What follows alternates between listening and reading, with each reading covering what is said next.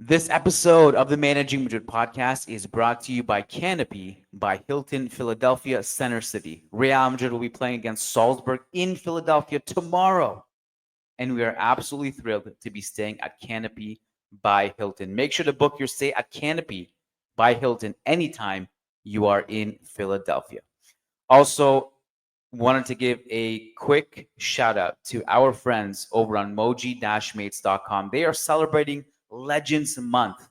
So up until the end of June, you can use code LEGENDS for 25% off. Head on over to moji-mates.com, moji-mates.com, and you can get Cristiano Ronaldo, different versions of him, Luka Modric, Karim Benzema, Casemiro, Toni Kroos, Alfredo Di Stefano, and so many more legends to choose from. Go to moji-mates.com and use code LEGENDS for 25% off. And finally, we wanted to give some love to our presenting sponsor, TAFC Academy. If you head on over to tacsports.ca, you can get access to the best training in Toronto, the best coaching.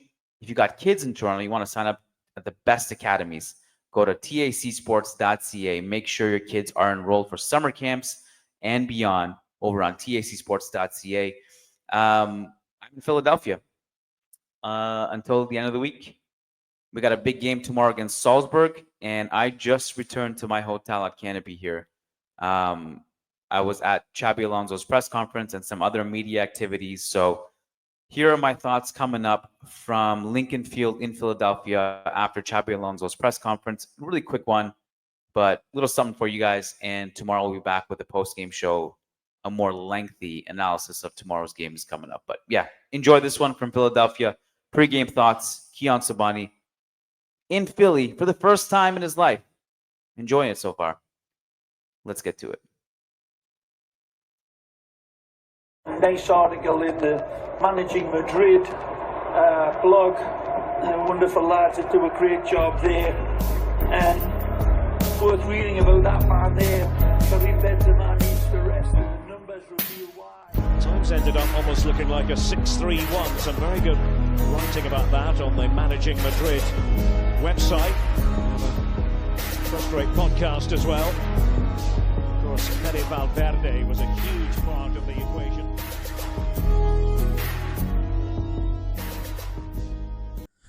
What's up, Madridistas? Kiyan Sobhani, Managing Madrid Podcast. We are at Lincoln Field here in Philadelphia where the Eagles play. It's super cool kind of just seeing all these U.S. stadiums, and so many of them are NFL stadiums, and we get to see the behind the scenes, the Eagles locker room, and it's just cool how it's laid out. Anyway, I wanted to record this outside, but it's raining, and honestly, I'm not even mad because it's nice and breezy and cool, and like the mist is kind of cooling me off. And it's been hot as balls in Philadelphia.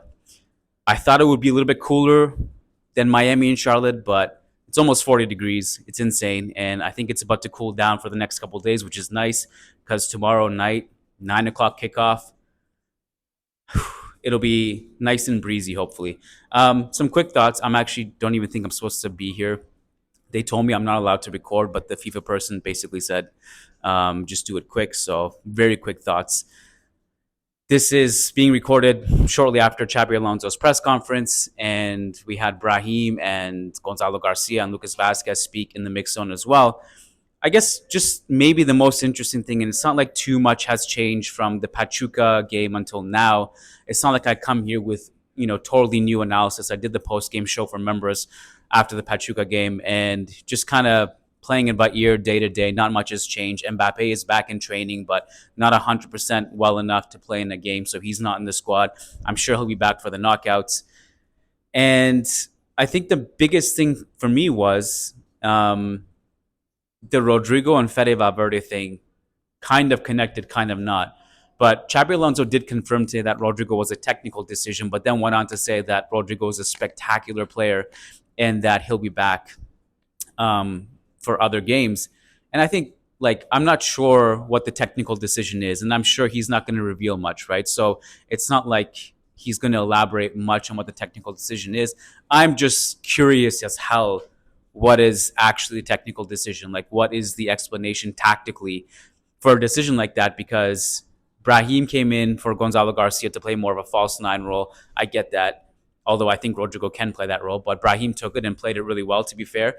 And then Victor Munoz was obviously ahead of Rodrigo, and we talked so much about left wing and the opportunities and how little Rodrigo gets to play there. And you think that if Vinicius comes off, Rodrigo would be a natural replacement, but he went for Victor Munoz. So I don't know what the technical decision was, but I thought it was interesting that he said that. And I kind of was expecting him to say, no, Rodrigo's an important player. Maybe he wasn't 100% to kind of sugarcoat it a little bit, but he didn't. So I don't know what the technical decision is, but I'm curious. I asked him about Fede Valverde. I'll include his answer at the end of this podcast if you're interested in sticking around at the end to see what Xabi Alonso said to Fede Valverde. But my question to him was essentially that it was interesting to me that Fede Valverde played in a more advanced position on the right wing in that game and even ahead of Arda Güler. Obviously, the red card to Asensio complicated that things a little bit because everyone kind of shifted a little deeper. Tchouaméni went to center back. Güler played even deeper, basically as a deep-lying playmaker, but was roaming everywhere. And then Fede Valverde also wasn't as advanced for a solid stretch after the red card. In the second half, he got in the attacking zones more often. And of course, we saw him score that great goal. But he was incredible. He was a standout to me. And if you're not a member, I spoke about how good Fede was in that game. Güler, Gonzalo Garcia, Jude Bellingham, obviously, who I had a special moment with after the game. But I think the positioning of Fede Valverde was interesting to me because it reminded me of his stretch before the World Cup where he was basically scoring a goal per game and he was scoring absolute bangers from the right wing and putting all these incredible passes into the box.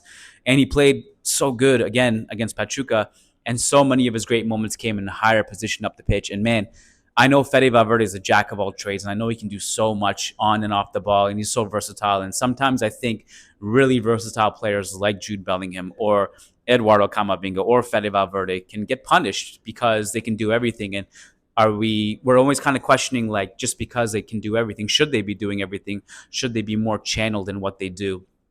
And I think Fede Valverde's best position is a right CM.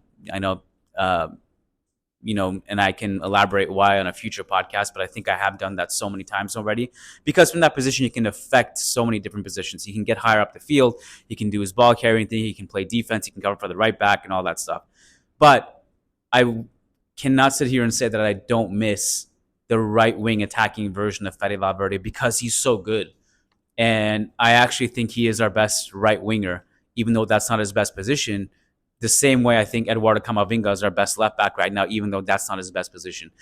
And so I'm just kind of curious to see how that evolves. And Xabi Alonso basically said, look, he has some ideas for Fede Valverde and said that he can play in a 6-6. He can play as an 8. He's very versatile. We're going to take advantage of that. And then the full answer will be at the end of this. But I'm just keeping an eye on that. That's why I bring it up. And that's why I asked him. But I'm keeping an eye on Fede Valverde's positioning as the season goes on. And obviously Jude Bellingham as he eases into the team. Of course, we're going to miss Jude Bellingham after the Club World Cup. So, that's going to be put on the back burner for a few months.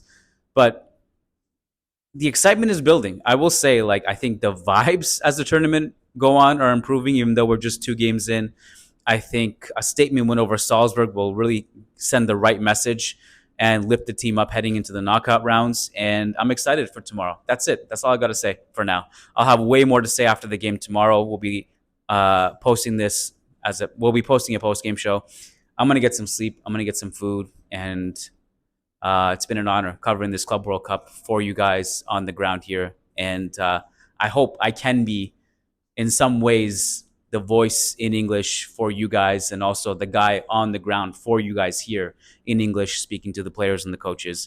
It's an honor for me to do that, and I am blessed and I'm grateful for you guys and for this gig. Kiyan Sobhani signing off from Philadelphia. Hi, Xabi. Kiyan Sobhani from Managing Madrid. Just wanted to go back to the last game against Pachuca.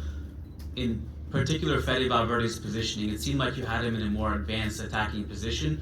I just want to know, is that somewhere you see him playing more this year, or is that situational for that game in particular? With Valverde I have some ideas, but for sure he's all-around player. He can play in so many positions. He can be close to the winger or a little bit more inside in the 6-6. So he's very complete. He understands his task. He's so generous on the effort. He's a great team player, and we have this flexibility with him.